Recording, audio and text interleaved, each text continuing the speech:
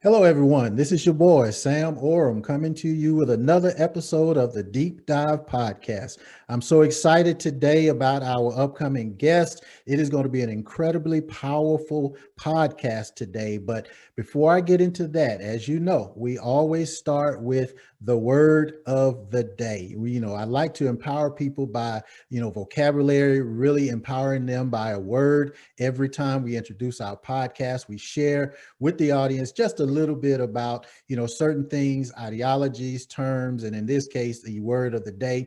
And the word of today is actually optimism. Optimism. Now when you think about that, optimism or being optimistic is to just have a positive attitude or positive thoughts about something. For me, I'm typically an optimistic type person just by nature. I look forward to the better things in life. I understand that the past is the past.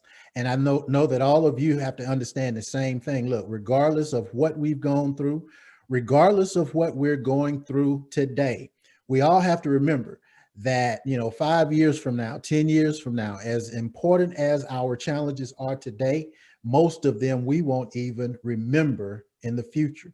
So that means we don't have to focus on all of the negative things that are happening today or all of the challenges that we're dealing with today. We just want to be optimistic about the future. Look forward. Les Brown has a saying that regardless of what happens to you, if you can, fall on your back, fall on your back, because if you can look up, you can get up.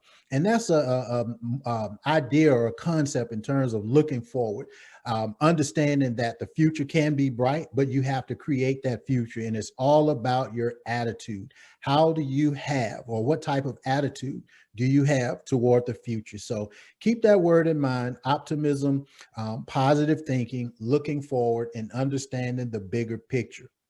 That being said, today's guest epitomizes optimism. Our guest today is an incredible person. I'll tell you, I had an opportunity to meet her several years ago. And although we have, not done a lot of business over the past several years, that spirit has always been connected. And when we started the podcast series and through, how the laws of attraction work, we connected in an incredible way. And our guest today is a true champion. She is actually a two-time breast cancer survivor. And I say that because, if you understand the challenges when you're dealing with any type of illness, let alone that C word, the cancer, to be able to not go through that one time, but to go through it twice and to come out on it in a positive and, as we say, optimistic way. It is an incredible, incredible story. And I'll let her share that story with you. She's also the founder of COC Cares, and she'll tell you a little bit about that as well. It is an incredible organization that, as I've done my due diligence and really, understood the values behind the organization, I realized that she is doing some great things for a lot of people around the world. So I don't want to keep her from you any longer. I know you didn't, tune in to hear me converse. I know you wanted to hear from this young lady. I have so much respect for her. I understand what she's doing. I understand where she's going. And I hope by the end of this podcast, you'll do the same. So help me welcome to our podcast platform, Miss Mary Jenkins. Mary, how are you? I am doing wonderful, Sam. Thank you for having me this morning or Oh, today, it is somewhere in the absolutely world. my pleasure. I am so excited. Looking forward to getting a chance to converse with you and hearing all of your knowledge, all of your wealth of knowledge and information that you have to share. I've been looking forward to this, so we'll get right into it. And I know that one of the things that we talked about and we've been promoting prior to the podcast is actually the title of the podcast and where that entire title originated from. We're talking about pain birthed purpose. And when I saw that and I, started to study, and as we like to say, we were able to do a deep dive. I thought that was a powerful, powerful title, but I really wanted you to share with us, where did that title originate from? How do we actually get to that particular title? That title actually, it manifested as the result of what I went through. I mean, Okay. so as you shared, I'm a two-time breast cancer survivor, and I went through some stuff. And you don't really know what you go through when battling cancer until you've been there. And when I say I had pains, but in the midst of all the pain that I dealt with, there was something greater that was coming out, because I am a believer in Romans 8:28, that all things work together for good for those who love God and are called according to his purpose. And so for me, I just knew that if I got diagnosed with cancer, there had to be something good that was going to come out of it. I didn't know what it was. I just knew that it was. And so out of my pain, birth purpose. Oh, wow. That is incredible. And I mean, one of the things we talk about a lot, with the Deep Dive podcast, whether it's from an entertainment standpoint, an empowerment standpoint, or whatever it may be, but we talk a lot about purpose. I've shared this on previous podcasts, but one of my mentors, Dr. Miles Monroe, I have a lot of respect for him. God rest his soul, but he talks a lot about purpose. And being able to understand what your purpose is regardless of the challenges that you have to go through, regardless of the obstacles that you have to go through. Life is about purpose. And so when you're talking about having your purpose birthed through all of the pain and adversity, I mean, that's a great testimonial in terms of looking forward and optimism. But what were some of your, purposes, if you will, some of the things that were born from the challenges that you went through being a two-time breast cancer survivor? So I was diagnosed in 2006 with stage 3, almost stage 4 breast cancer. Wow. I started going through chemotherapy, and I was working, I was trying to maintain, but I was getting sick a lot. And there were a couple times when my employer found me curled up in the bathroom on the floor because I was just that weak. And my employer decided that it would be a good thing to go ahead and let me go so that I could focus on recovering. Mm, And on the surface, that sounded really good because that meant I wouldn't have to get up out of bed and wouldn't have to risk driving and all those things. But it also meant that I wasn't going to get a paycheck. right. And it didn't dawn on me at that moment. I just knew that I wasn't going to have to go to work anymore. And so since I wasn't going to work, I said, well, I want to do something because I've been diagnosed with breast cancer. And I haven't seen too many Black people that have breast cancer, because every time I turn around, it was the Susan G. Komen Foundation, and they were all Caucasian. So I was like, I'm about to get involved, and I'm going to be the new face of the Komen Foundation. And so while I'm going through chemo, I'm volunteering with them, and I'm learning all the ins and outs of the world of cancer from their perspective. And so when the end of the month came and I needed help paying the bills, that's when I went to the breast cancer people, because I figured I had breast cancer. You talk to the breast cancer people.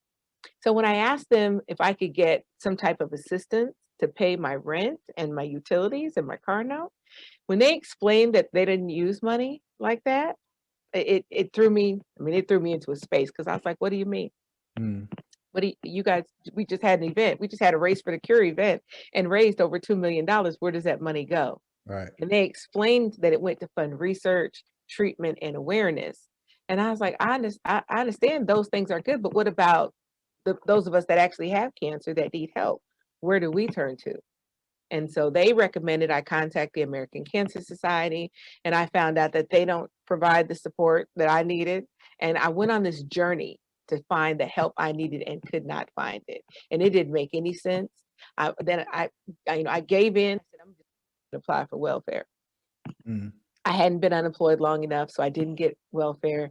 And then I said, me and God got to have a conversation, because last I knew, he's supposed to be my provider and my way maker and my everything. So I know he's not about to let me be evicted. right. That's And right. so, I did what I did. I went to my church, and I had the opportunity to be in the sanctuary by myself.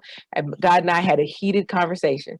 Wow. And because I believe that, at moments when you're going through, you need to be real. Don't try and candy coat it. The Lord wants you to come just as you are. Right. And so I did. And my pastor overheard me, and he came out. He's like, what's going on? Why are you in here like that? And I explained everything.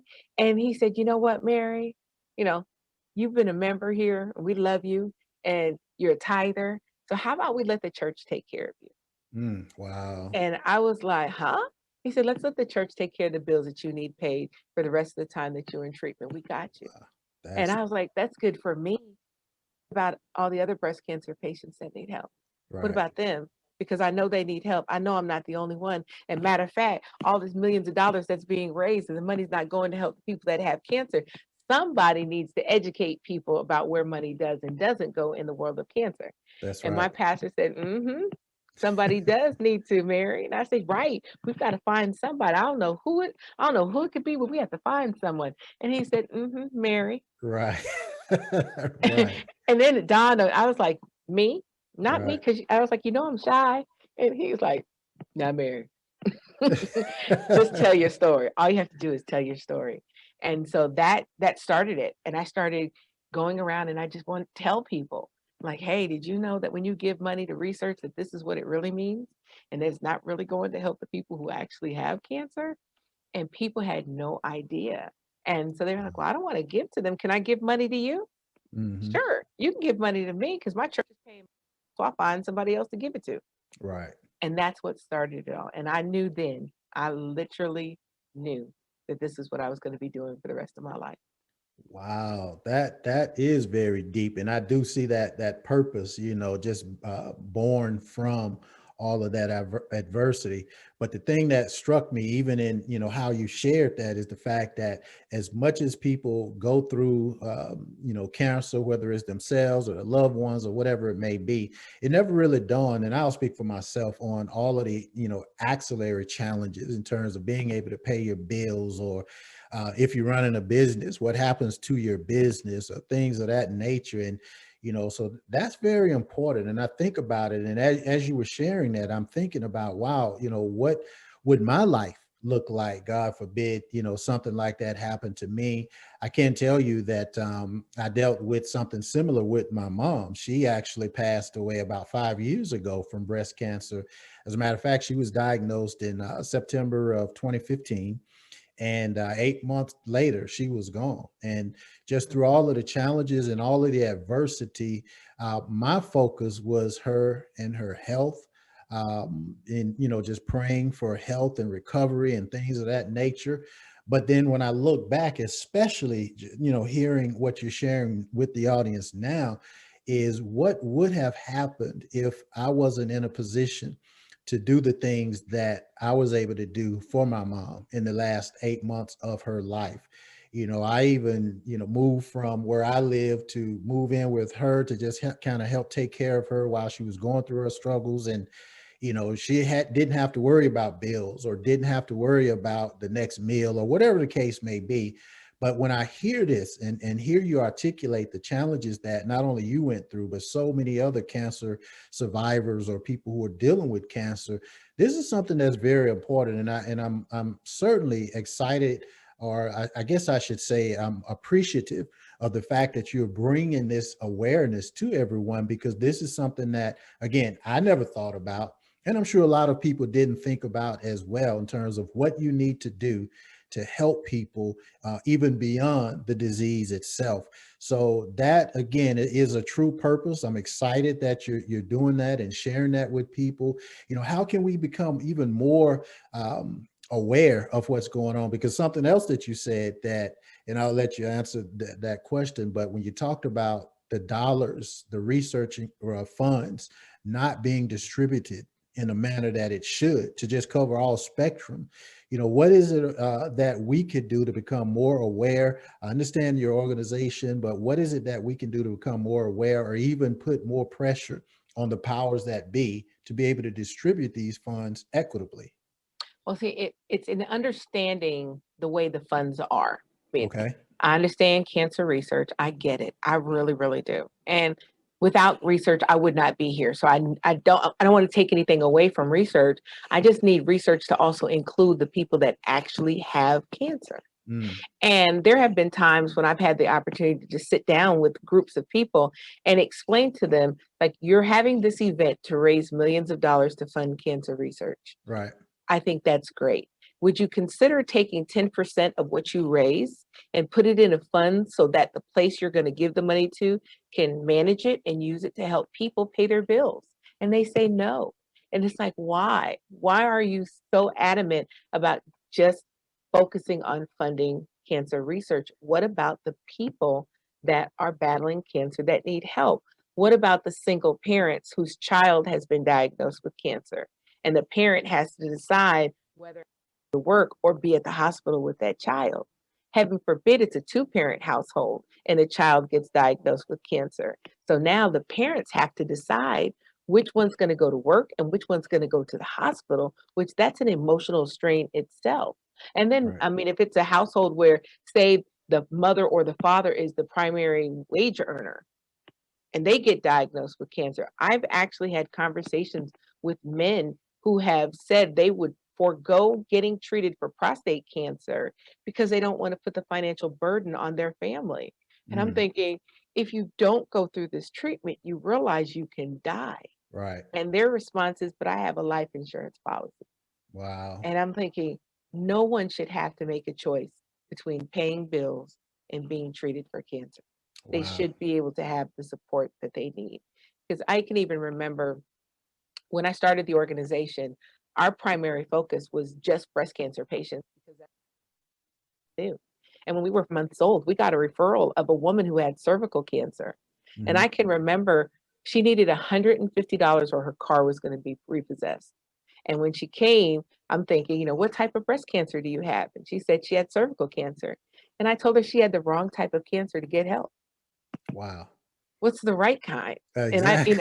right. And it was like, it didn't dawn on me. I mean, because I was focused on just what I knew. And Right. I was like, oh my goodness. And so, of course, I called my board members and like, I never want to tell someone they have the wrong type of cancer ever again in this lifetime. We want to change our mission to include all cancers. And they asked me, was I sure? And I said, yes. Mm, In my mind, I meant in Columbus, Ohio, because that's where I'm from. But I didn't say that. And we didn't say that. And right. so people started coming from Cincinnati and Toledo and Cleveland. And I said, well, I can't say they have to be from Columbus, so we'll figure out how to help them. And then they started coming to Georgia and Florida and Texas and California and New York. And I said, oh my goodness, I can't say you have to be from Ohio, so we'll figure out how to help them. That's And right. then, and then when we got our first one that came from Collingswood, Ontario, Canada, I was like, now this don't make no sense. In a good way. Yeah. I'm like, what in the world did I create? And that's when I really, really learned that we were the only ones out there, that our focus was raising money to help people pay the bills, to prevent the evictions and prevent the utility disconnections and prevent the cars being repossessed, prevent, not being able to take child to child care. If there was an emergency, just whatever it is, that we were the ones that we're the only ones that that's our focus. We don't fund research at all. My hope and my heart is towards giving people hope. Wow, that is incredible. And I keep hearing your purpose, as you articulate some of the things that you've had to deal with. And one of the key words that you used, is that word emotion. And I know that a lot of emotions that, take place when you're dealing with cancer personally, even when you're dealing with a loved one that has cancer or had battled cancer. I even, again, referring to my mom, I dealt with so many emotions myself as she was going through it, not just, trying to support her and being that comfort for her, but then to also just be strong for the family, make sure everybody else is covered. But at the end of the day, even, after she passed, I still find myself to this day not being whole. And so what do I mean by that? Well, I feel like once my mom passed, because that was my best friend, my confidant, all of these things, I feel like I became only about 60% of what I was prior to that. Now that sounds strange, but that's just my story, my reality. I remember hearing Bernie Mac's sister, the comedian Bernie Mac, once he passed, and it was in an interview or something, and someone asked her, you know, what was she dealing with, or how was she feeling? How was life after Bernie Mac? And one of the things that she shared, she said something to the effect of, and I'm paraphrasing, but the sky isn't as blue anymore. Desserts aren't as sweet. The sun isn't as bright. In other words, what she was sharing is the fact that nothing is as good as it was now that her brother, and in my case, my mother, has passed. These are emotional challenges that we have to deal with. Even still to this day, I can't look at pictures of my mother or videos of my mother And I have people tell me all the time, Sam, you got to get over it. You got to do this, you got to do that, but you're not walking in my shoes. That is my reality, the Yeah. way I deal with it, right or wrong. That's the way I deal with it. Mhm. However, when you talk about emotion, and this is what I wanted to key on just from your conversation, in addition to the cancer or the disease itself, in addition to the challenges, financial challenges, paying bills or things of that nature, what are some of the emotional challenges that you may have gone through, or even some of the people that you've worked with, some of the emotional challenges that we need to be able to address? And the reason I wanted to ask that question, because I know what I had to deal with, but I want the audience to understand just through our vulnerabilities, that you're not alone. Here are some things that have happened to all of us, and this is how we were able to deal with it, even if it's independent of everybody else. So what are some of the things you had to deal with from that Ooh, regard? let's start with the biggest thing that I still deal with, and I still deal with this today, and I already feel myself getting emotional. I understand. Ah, so once cancer touches a person's life where they've been the person diagnosed, when they survive, um, there is a sense of always having to deal with our mortality. Hmm. And I say that because when I got diagnosed, my doctors told me that I would be lucky if I survived 5 years. Wow. And, my oldest son was like, Mom, I'm here for you. I'm here for you. And I was like, I know. My middle son got very, very quiet and he wouldn't say anything. My youngest one was like, I don't know what I'm going to do. And then one day, my middle son, he, we were riding in the car and he turned to me and he was just crying. And he said, Mom, you can't leave me. What am Mm, I going to do without you? You're my mom. right. And I told him, I said, yeah, either I'm gonna be here or I'm gonna be with the Lord. And Right. I said, it is okay. And it was hard, but it was so rewarding because it increased a level of faith. And that's what we need to get through whatever we're dealing with. And so I told my sons, I was like, listen, this is fact. I'm either going to be with you or I'm going to be with the Lord. And if Hmm. I'm with the Lord, that means that my body will be made whole. I'll have no more pains. I'll have no more aches. I'll walk streets made of gold. God will give me the keys to my mansion and I'll have a bad white outfit. There you go. And they were like, what? I was like, I need you to get this in your spirit because the enemy isn't going to win at all. And Right. so then I was like, I'm going to have an I made it party.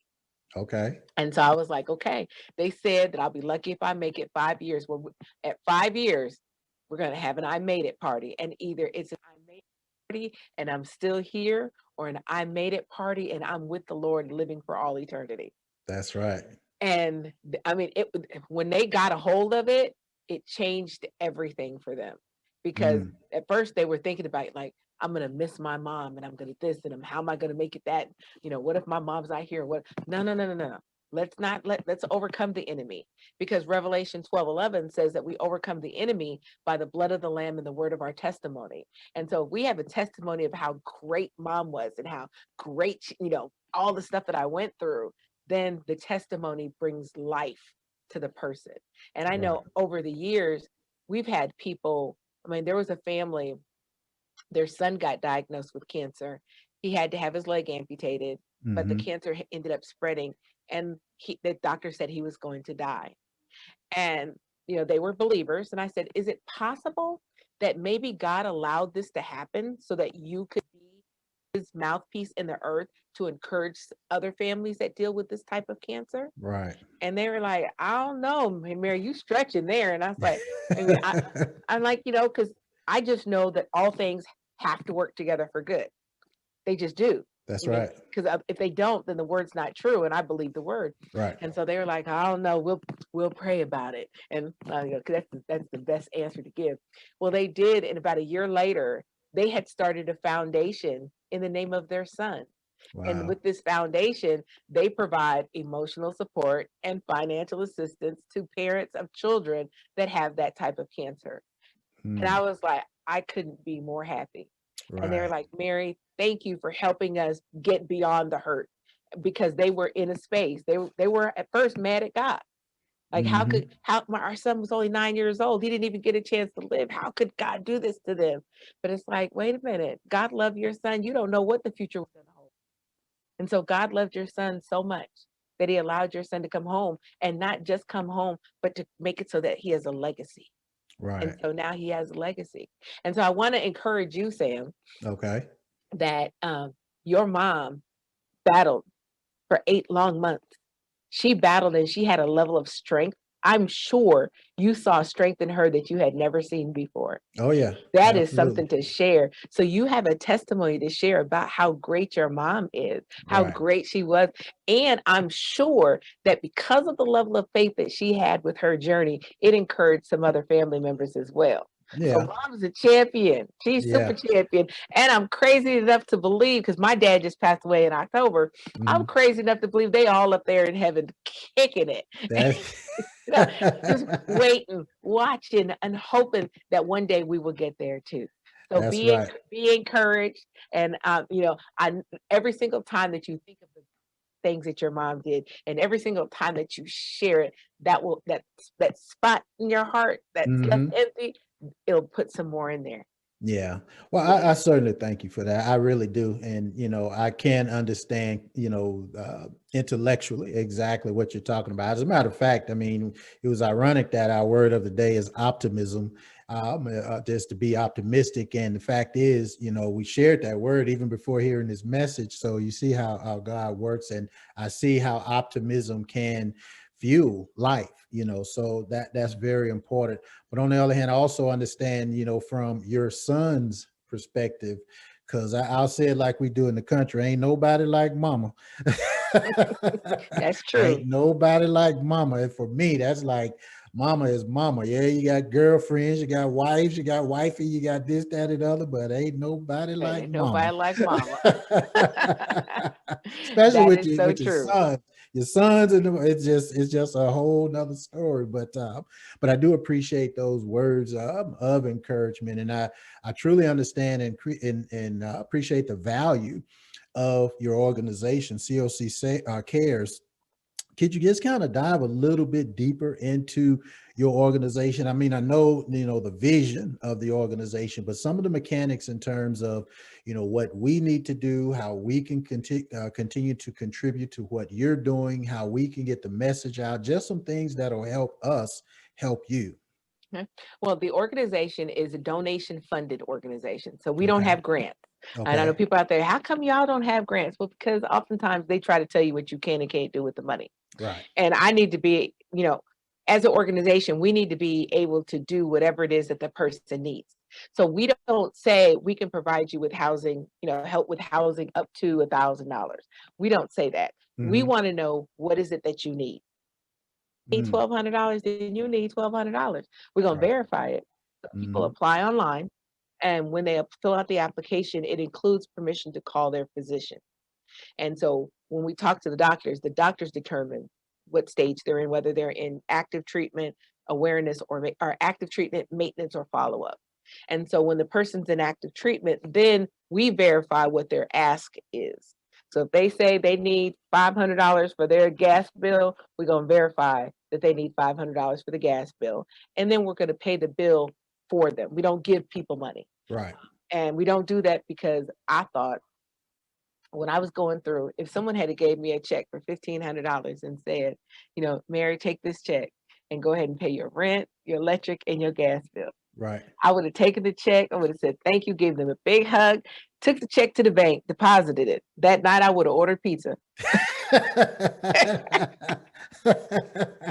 would have got Okay. went to the grocery store the next day, and I would have put gas in the car just to have a sense of normalcy. Just, Right. because to be able to just not struggle for one moment in the midst of it all, to Yep.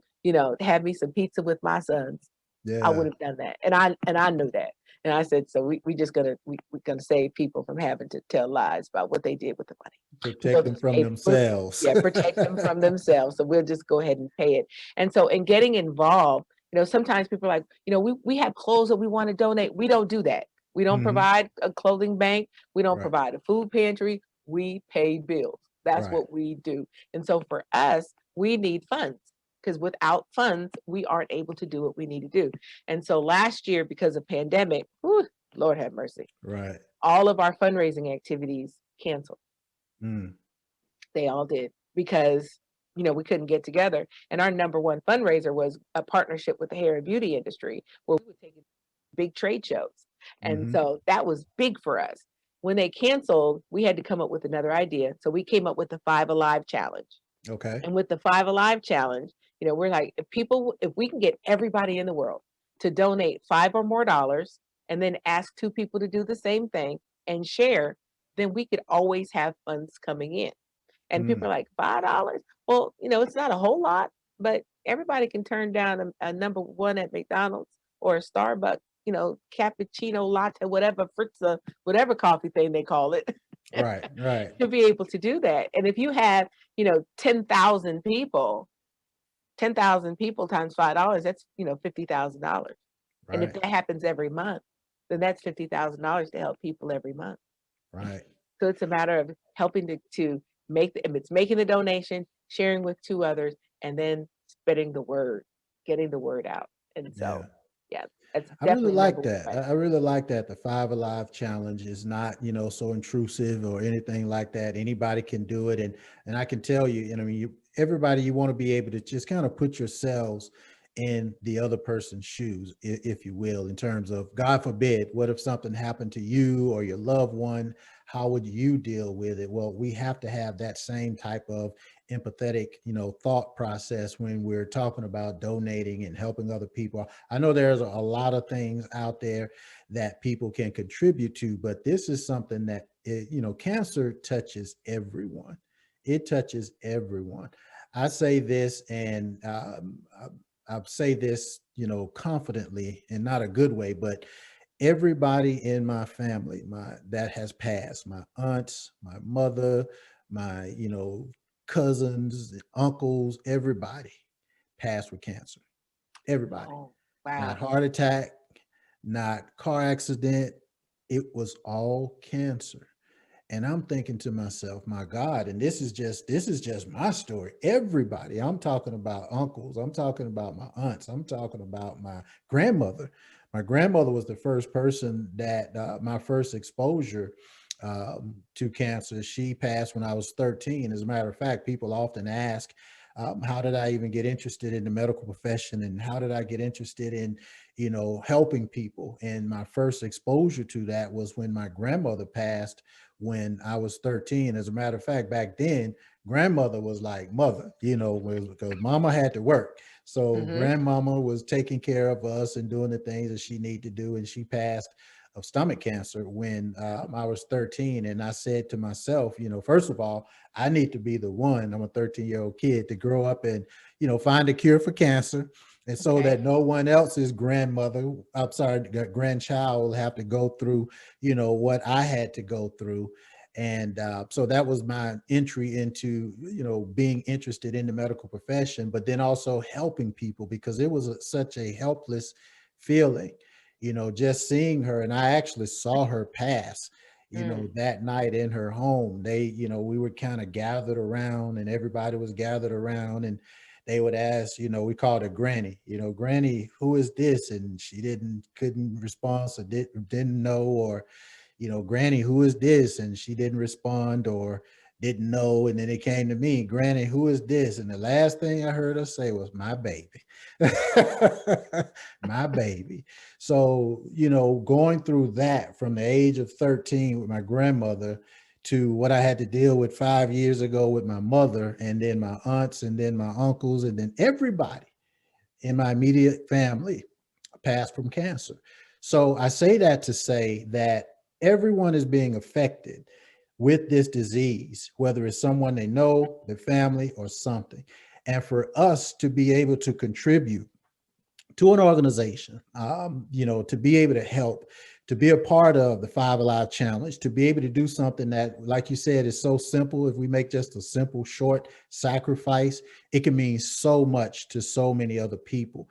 And so I'm encouraging everybody, and I'm going to do everything that I can to continue to encourage everybody through the podcast series, through businesses, and through everything else that we do to become a part of the Five Alive Challenge, to contribute in ways seen and unseen, just so the mission of helping people who may not be in a situation to help themselves, so that we can continue to do that. I mean, I'm encouraging everybody strongly to do that. And before we close out, we'll make sure we have all of your information where we can contact you, your website, and all the other pertinent information. But I'll ask you one last question. And I always like to make sure that the audience, when they walk away from this podcast, there is something that they can tangibly either do or say or change, or just something that they can walk away from this particular podcast that will empower their lives, because we are about empowerment in addition to entertainment. So I would ask you, what is the one thing, if you could just share with us, that we can all tangibly walk away with, just to have a better life, whether it's, dealing with the cancer situation, whether it has nothing to do with that, but just something that we may be able to walk away with from this podcast, where we can feel empowered to go out and continue to not only build our lives with an optimistic view, but to also be able to contribute to other people's lives. So is there anything you can share in that regard? I would say this: always know that there's somebody waiting to hear what you have to say. Say that one more time. Always know that Mhm. there's someone waiting to hear what you have to say. Awesome. Okay. So share. So when we have experiences in life, it's important to share them, because there's someone in our future that's waiting to hear how we got over, how we made it through, how we stepped out and launched that business, how we wrote that book, how Mhm. we pursued that relationship, how we got over a relationship. With whatever it is, there's someone in our future waiting to hear what we have to say. So keep using your voice. Wow, that man, that touches home for me, and I'll tell you why. Because I'm that person that I don't share a lot. Believe it or not, even having podcasts and speaking, and I'm an executive coach and all these other things. But in terms of what intimately affects me, I don't share a lot.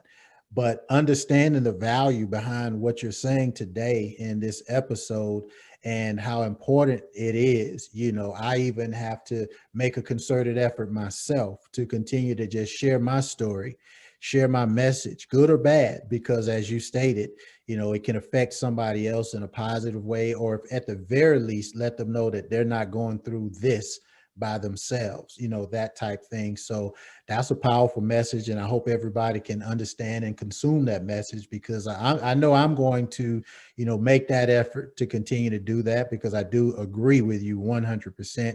It can only benefit people to know that, they're not the only ones, or to share a message and to give them some type of comfort, even in the midst of your, challenges, if you will. So thank you so much for that. So Mary, as we close out, I want to make sure that all of our audience members can connect with you. I know you have your website at thecoccares.org. If you want to elaborate a little bit on that, and also any other ways that we can connect with you. So immediately after this podcast airs, and remember, we're going to be all on every podcast platform that exists, from Spotify, Apple, Google, Amazon, TuneIn, everything.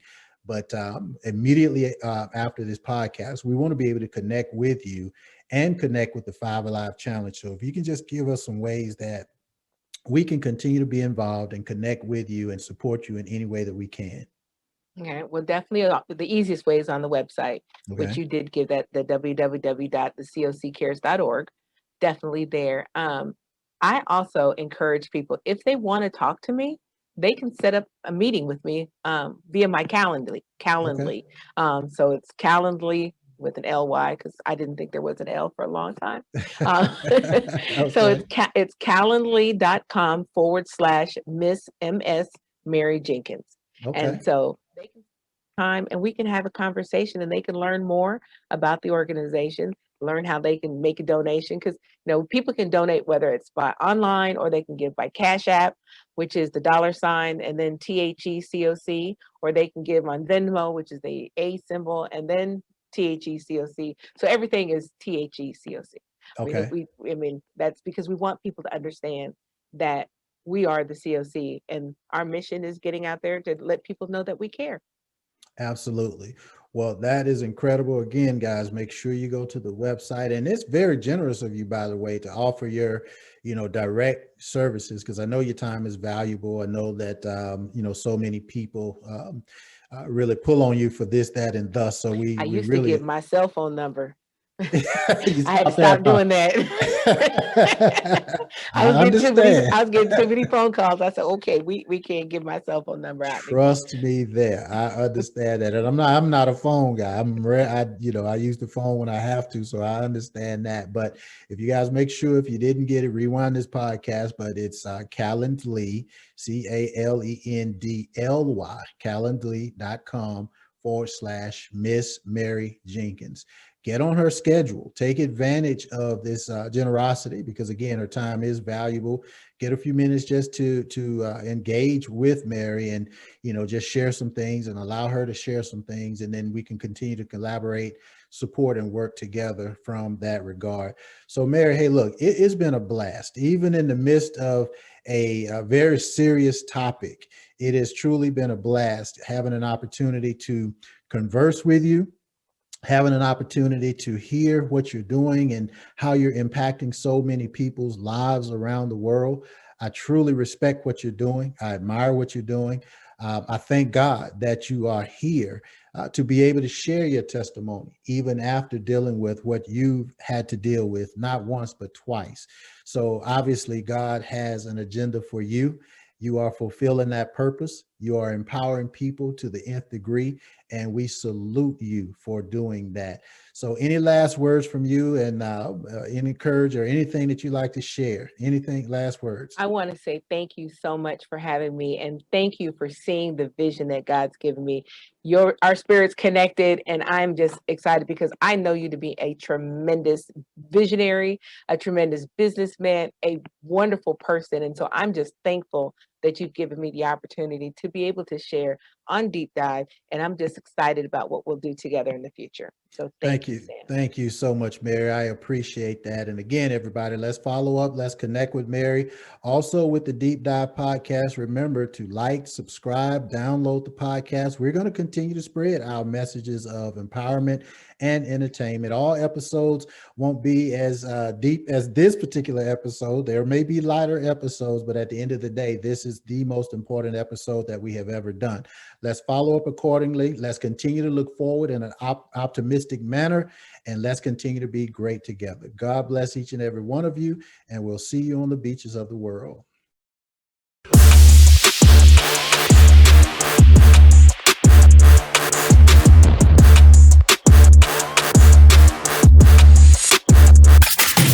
Yeah.